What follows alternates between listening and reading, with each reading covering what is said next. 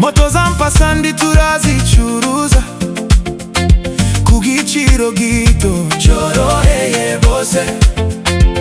Nyamananiza kugora abakiriya,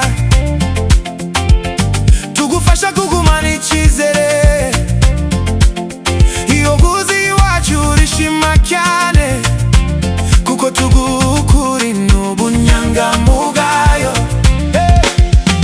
Gero y'amahoro ni serivisi nziza, ampasandi nziza ku giciro cyiza, nta guhendwa nyakugorana. Gero y'amahoro, serivisi nziza, ampasandi, moto zikomeye ku giciro gito, ngwino zifate nitugushira amananiza.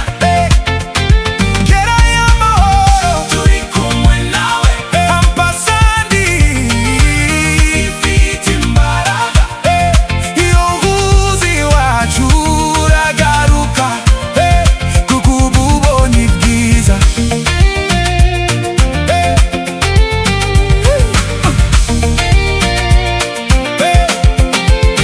Moto zacu zose turazigenzura, turazivugurura neza mbere yo kuzigurisha.